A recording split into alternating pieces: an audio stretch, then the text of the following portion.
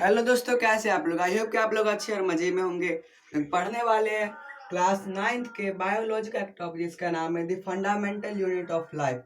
हम लोग इस वीडियो में सेल के बारे में हम लोग इस चैप्टर में सेल के बारे में पढ़ रहे थे और हम लोगों ने इसके बारे में बहुत सारे चीज़ पढ़ चुके थे। और हम लोगों ने पिछले पार्ट में हम लोगों ने पढ़ा था न्यूक्लियस के बारे में कि न्यूक्लियस क्या होता है, ये इसका क्या काम होता है, ये कहाँ पे होता है और इसका स्ट्रक्चर कैसा होता है। इन सब के बारे में हम लोगों ने पिछले पार्ट में पढ़ चुका है और हम लोग इस वीडियो में पढ़ेंगे इसका जो सेल होता है उसका ओरिजिन कैसे हुआ, सेल का ओरिजिन यानी कि सेल बना कैसे और उसका सेलुलर स्ट्रक्चर।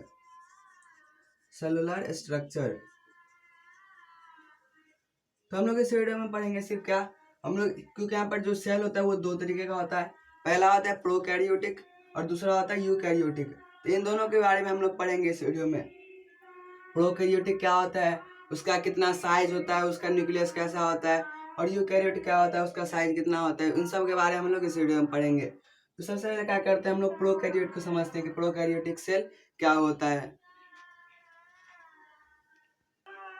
इसके बाद आता है प्रोकैरियोटिक सेल, जो कि क्या होता है, प्रोकैरियोटिक सेल का जो साइज होता है वो छोटा यानी स्मॉल होता है।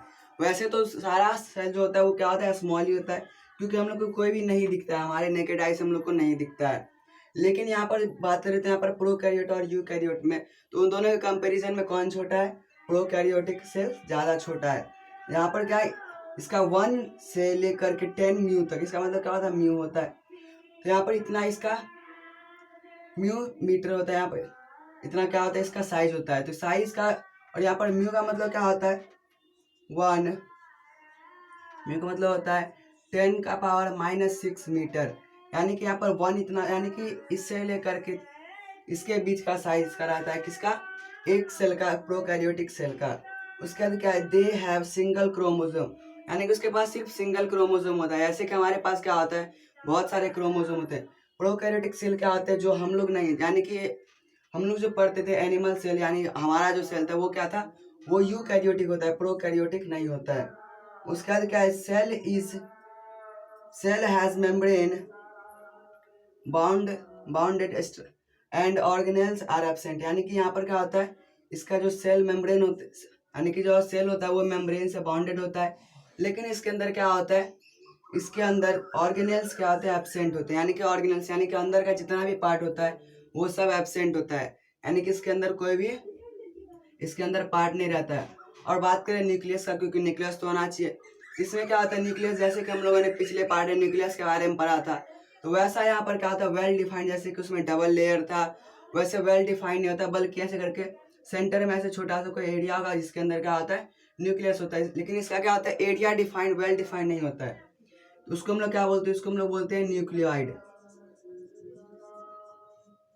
न्यूक्लियाइड बोलते हैं, यानी कि उसको हम लोग न्यूक्लियस नहीं, न्यूक्लियाइड बोलते हैं। उस एरिया को बोलते हैं हम लोग न्यूक्लियोइड।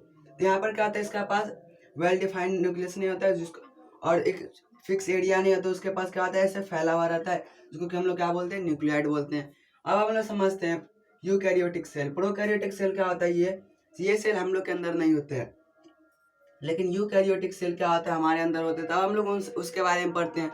उसके अंदर ये जो ऑर्गेनेल्स होते हैं ये सारे प्रेजेंट होंगे और उसके बारे में हम लोग डिटेल में पढ़ते हैं। अब हम लोग पढ़ते हैं यूकैरियोटिक सेल के बारे में। यूकैरियोटिक सेल क्या होता है, इसका जो साइज होता है लार्ज होता है, किसके कंपैरिजन में, जो प्रोकैरियोटिक सेल होता है उसके कंपैरिजन। क्योंकि यहाँ पर क्या था, 1 से 10 था, लेकिन यहाँ पर क्या रहता है, 5 से 10 ये नॉर्मली रहता है। यानी कि यहाँ पर क्या 5 है, यहाँ पे 1 था, यानी कि यहाँ पर क्या है, उससे थोड़ा सा हल्का सा बड़ा होता है। उसके बाद क्या है, they have more than 1 chromosome. जैसे कि क्या होता है, प्रोकैरियोटिक सेल के पास सिर्फ क्या होता है, सिर्फ एक क्रोमोसोम होता है, लेकिन हमारे सेल के पास क्या होता है, बहुत सारे क्रोमोसोम होते हैं। जैसे कि एग्जांपल के लिए देख लिए तो ह्यूमन बीइंग के अंदर क्या होता है, 46 क्रोमोसोम होते हैं। और हम लोग पीजन की बात करें, यानी कबूतर की बात करें, उसके अंदर कितना होता है, 80 क्रोमोसोम होता है।